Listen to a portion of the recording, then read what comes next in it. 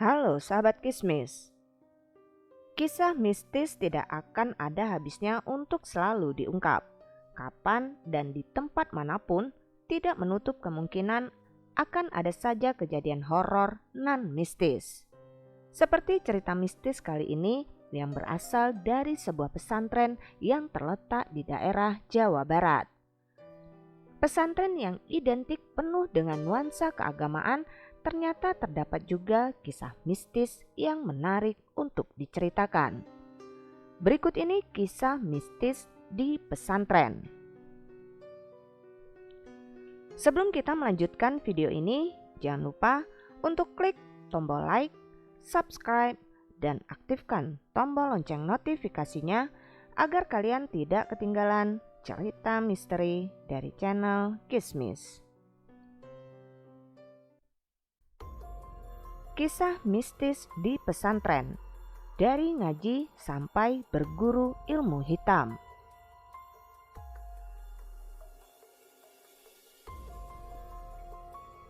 Kisah ini berawal dari dua sahabat yang masuk ke pesantren pada tahun 1987 silam. Mereka memutuskan jalur jenjang pendidikannya untuk menimba ilmu masuk pesantren. Dua sahabat itu disebut saja namanya Ridho dan Hilmi. Dalam cerita mistis ini, Ridho lebih dulu masuk ke pesantren sejak SD, sedangkan Hilmi masuk pesantren di tempat Ridho saat SMA.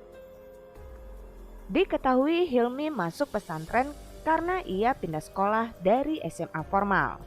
Hilmi dipindahkan sekolah oleh orang tuanya karena ia termasuk anak yang nakal dan suka dirundung di sekolah sebelumnya. Awal-awalnya Hilmi masuk pesantren tidak ada yang aneh dari dirinya. Seperti santri-santri yang lainnya, rutin mengaji dan mengikuti agenda-agenda pesantren.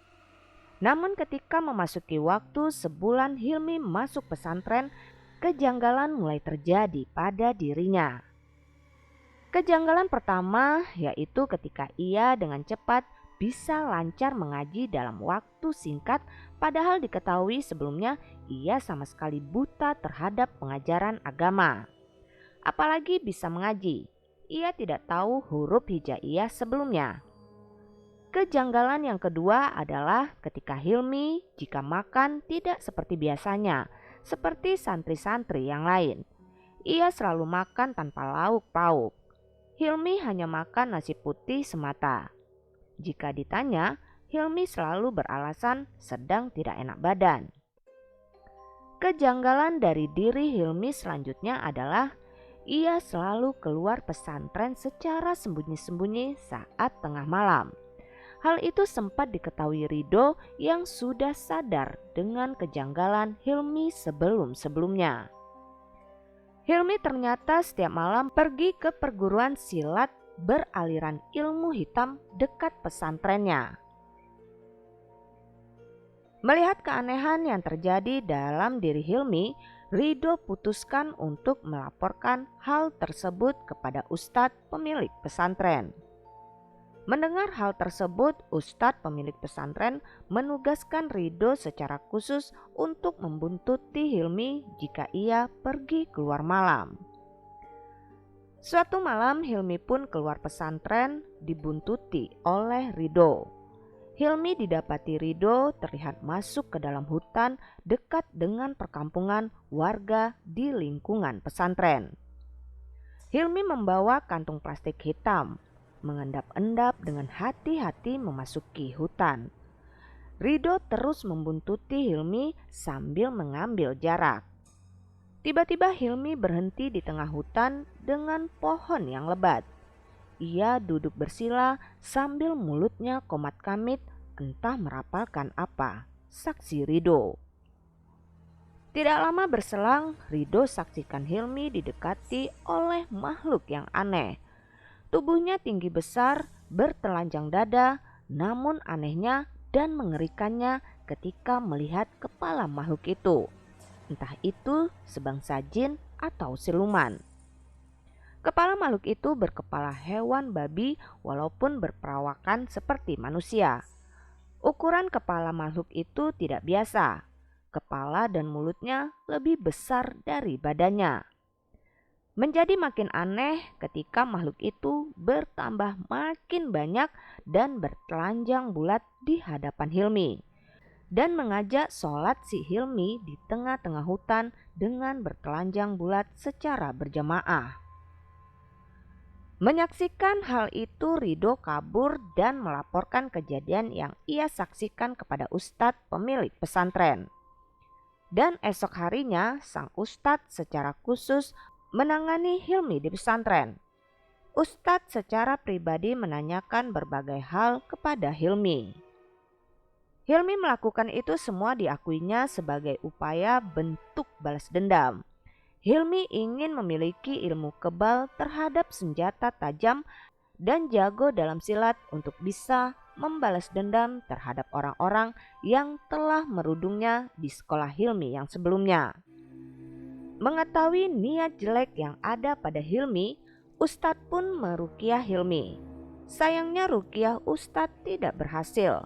Rapalan doa-doa Ustadz malah dibalikan di rapal Hilmi dengan fasih.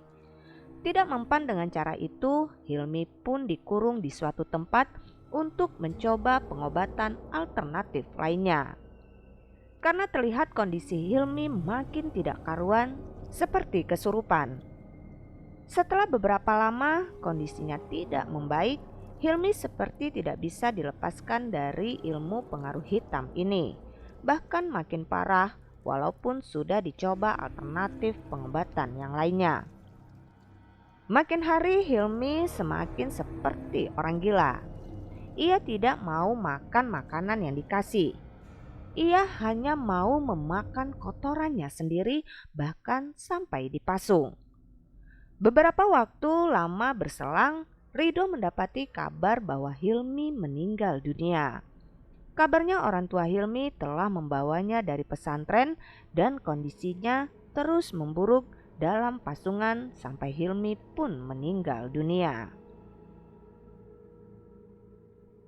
Percaya atau tidak, semua tergantung kepada diri kita yang menyikapinya. Namun ingat, selagi kita tidak mengganggu dan hidup berdampingan dengan mereka, maka mereka tidak akan pernah mengusik kita. Dari kisah-kisah yang terjadi ini hanyalah satu dari sekian banyak peristiwa yang terjadi di sekitar kita. Banyak hal yang tidak kita pahami secara logika di dunia ini, namun bukan berarti mereka tidak ada. Jika kamu memiliki pengalaman dan kisah-kisah mistis lainnya, tuliskan pengalaman dan komentar kamu di kolom komentar. Salam Kismis.